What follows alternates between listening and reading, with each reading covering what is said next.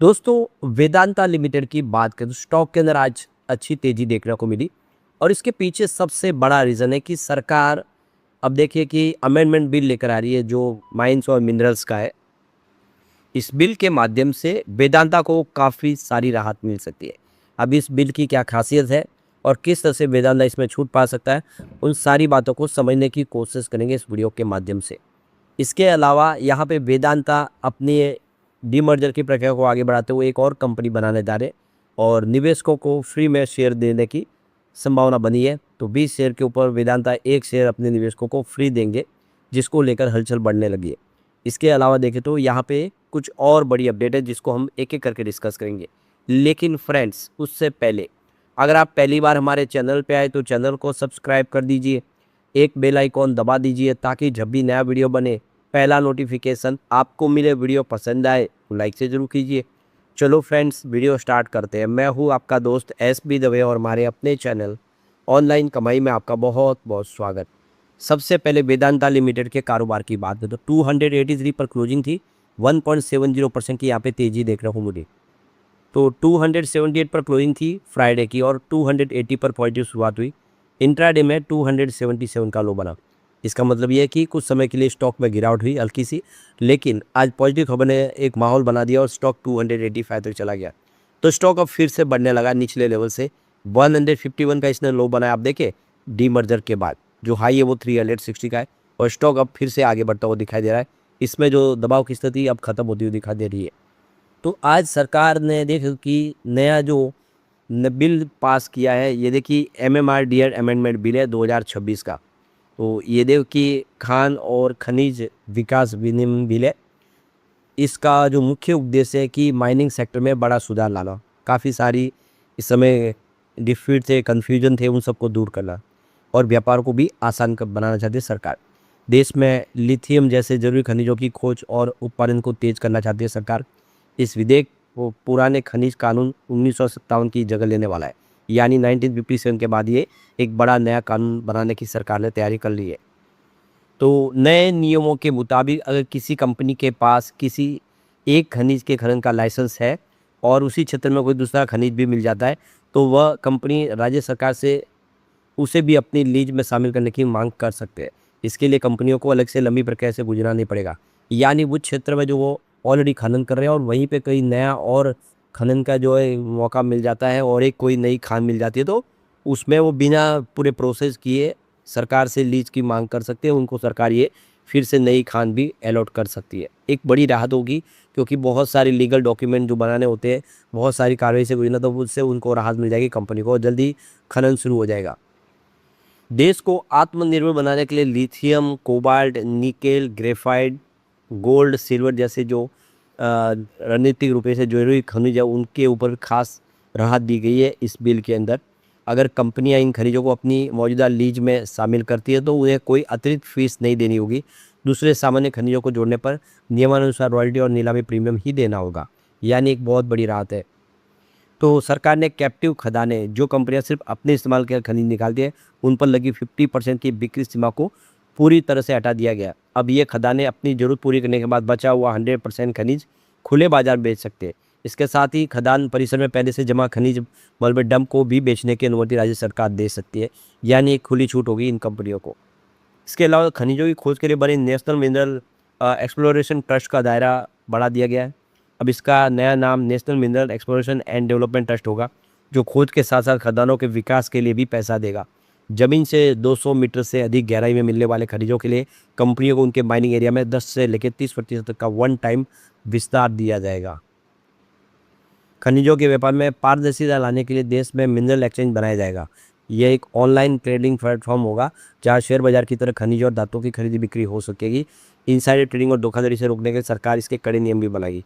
यानी बिल्कुल आप देखिए एक्सचेंज बनेगा जो जिसमें आप ऑनलाइन इसमें ट्रेड करवाएं, जो मिनरल एक्सचेंज होगा जहाँ पे आप खनिज में फिजिकल रूप से न खरीदने की बजाय आप वहाँ पे मार्केट से खरीद सकते हैं डिजिटल प्लेटफॉर्म के माध्यम से, जिससे यहाँ पे एक प्राइस को भी सपोर्ट मिलता हुआ दिखाई देगा। अब सवाल ये देखिए इस बिल की आवश्यकता क्यों पड़ी। तो सुप्रीम कोर्ट के आदेश में जो कहा गया है कि माइनिंग टैक्स और रॉयल्टी पर राज्य सरकार का अधिकार है, इस पर राज्यों का टैक्स लगाने का अधिकार है।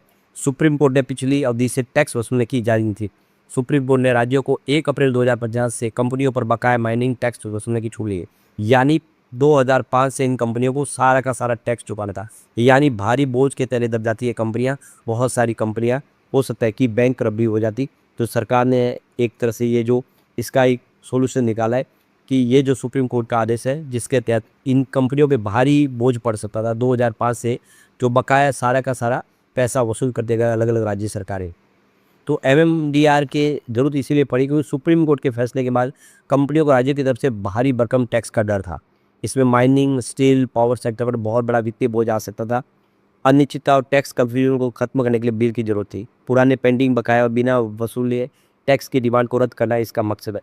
यानी जो अभी तक रिकवरी नहीं हुई पुरानी, उस सबको यहाँ पे अब माफ़ कर दिया जाएगा। वो पैसा भरने की आवश्यकता नहीं होगी, इन कंपनियों को उससे राहत मिल जाएगी।